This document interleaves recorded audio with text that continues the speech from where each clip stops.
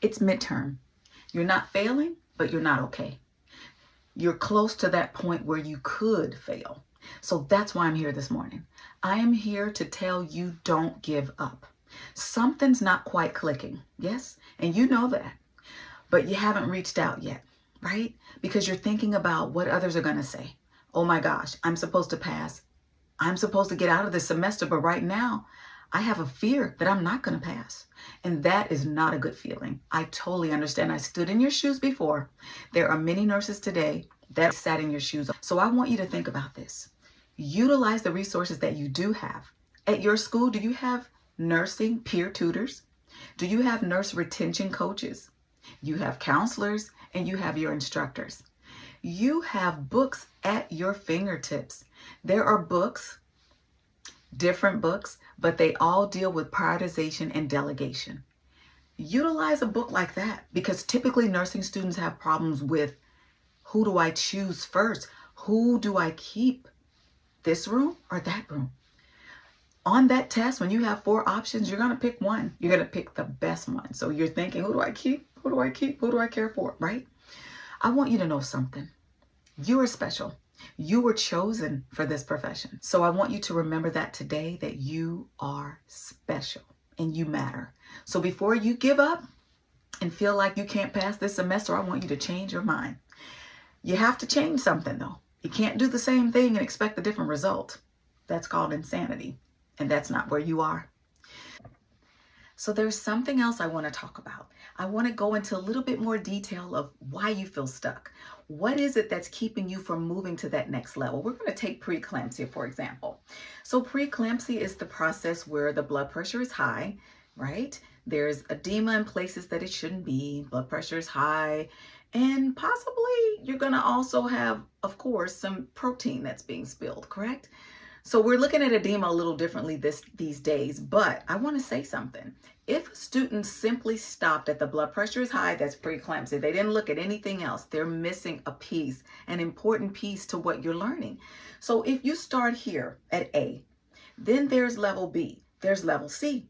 Students often miss that. They start here and they wonder, how do I get to C? Well, what's missing is in the middle. That middle is your process of research. You have to get additional information. You have to ask the why questions. It's just like a toddler. But why? You give them an answer and what do they say next? I know, but why? So as a nursing student, ask the whys, and that's how you learn more. That's how you stop feeling stuck. So if you think you can't pass that exam and the question asks you about who's priority, who do you see first? That's how you get there. You ask the difficult questions of yourself. And I always tell my students, if nobody's pushing you, push yourself. Dig a little bit deeper and ask those questions. So we're not going to stop at the blood pressure is 140/90 and I'm done. No, we're going to ask, what is it about this disease process that's causing the blood pressure to get so high? And then you understand the overall concept. So if we're looking at preeclampsia, we're looking at vasospasm.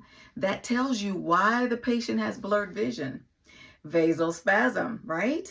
The retina, yes, the arterioles, the back of the eye, they're spasming. Why is there epigastric pain? Oh, the liver, right? So you're looking at the swelling of the liver and all those arterioles are smaller. So blood flow is not going to go through as easily, right? Because of that. I'll give you another example because this is very important, guys. If we're talking about magnesium sulfate and we want to prevent the patient from having a seizure, we can't just go in and say, oh, I know why I'm giving this mag, but I don't know what problems it can cause in the patient's body. You have to ask the additional questions. So I go back again. If no one pushes you, push yourself. And then you look at this medication, magnesium, and you say, I remember, it's a sedator. It's going to slow things down. Respiration is going to go down. Deep tendon reflexes are going to be less. Urinary output's going to be less. Then when you get that test question and it's asking you priority questions about lab values, you're going to pick it. You're going to remember if it's asking for an antidote, it's calcium gluconate.